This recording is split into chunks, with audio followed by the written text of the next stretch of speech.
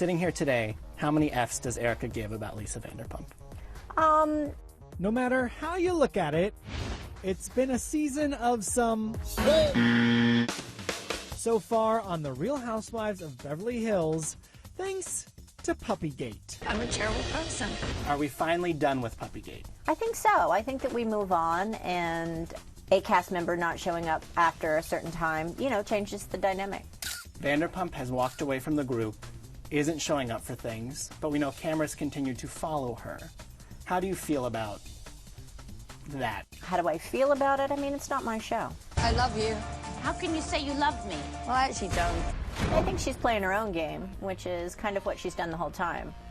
So, who knows where it goes from there. She's gone a bit rogue. Yeah. She's writing blogs on her own website. Calling us pigs. Calling you pigs. Yeah. What do you make of all that side of things? Great. Good for you. Pigs are smarter than dogs. It's a scientific fact. The reunion is probably the next time any of you will see Vanderpump if she chooses to show up. If she shows up, yes. Do you think she will? I think it would be... She should show up, and she should tell her side of the story, and she should sit down with the rest of us and talk about what happened. What is that going to look like, though? Because it's usually the couches are divided, kind of one group who faced off against the other. Yeah, I hope she's right in the middle with all of us so that we can all see each other and hear each other equally. What do you think this group needs out of her to move forward? I think, an acknowledgement of her hand in the whole puppy gate issue would help a lot. The acknowledgement of her involvement, whether directly or indirectly, whether you told someone directly or you indirectly had someone do it, just that you did it. How many do I give? Sitting here today, how many Fs does Erika give about Lisa Vanderpump? I'm neutral. It's neither good nor bad for me. It's nowhere. What's the big drama coming up? Because the first half of the season has been focused all about LVP. Where does the target turn in the second half? Well, I think there's some interesting dynamics with Camille and the group. And I think that's where you're going to see the majority of conflict. Off Camille. She has a strong opinion about a lot of stuff. That seems to go against the strong opinions of everyone else in It the seems group. to go against the strong opinions of herself, quite honestly. Okay, so some contradictions there. Yes. No, I don't know, Denise. So back off. You do.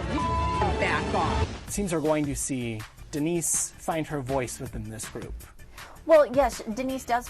Denise always had her voice. Denise played her first season very smartly, and I feel that she sat back and watched and inserted herself when she needed to. And you get to see that unfold more and more.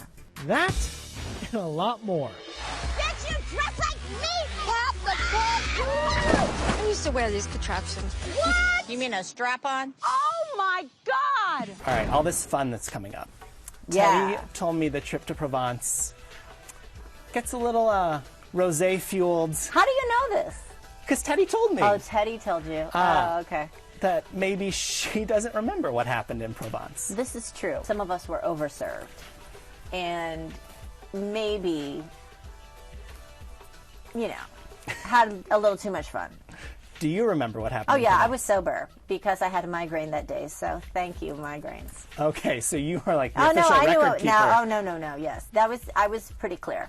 Give me a little hint or tease of what the hijinks are when everyone's overserved. There's a lot of unnecessary yelling and poking and prodding and picking and sticking. And, when you're drunk, you talk.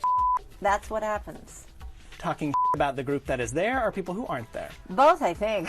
As well as I can remember, I think we talked about everybody, and then everybody turned on each other. It was, it was typical. Yeah, we see in the mid-season tease. Are you trying to push me out? No! You guys want to make up? Good. Is that rosé-fueled day? Yes. Okay. What leads I'm to that not moment? saying. You'll see it. Give me one word of how we get Lisa there. Rinna. Okay. Because you also say... I kind of feel like the two of you are in cahoots. You got to find out what they're in cahoots about. Okay, so cahoots, Lisa Rinna, push me out. Yeah. All one thought. Okay, we'll have to sit and marinate on that. You have to marinate on that. For now, Erika is marinating on her season 9 experience as a whole. You know, you can either walk away feeling really defeated and sort of like down, or you can walk away feeling like, you know what, I'm okay. And that's how I feel. I'm okay. Do you like this dynamic as it is, this group as it stands? I had a lot of fun with these girls this year. I really did. And I think that because we were thrown such a curve, that we as a cast kind of gelled together in a way that I had not the previous seasons before. And I think that that's something this season you can see, is that the five of us really pulled together. Okay. But, you know, maybe I'm just hopeful.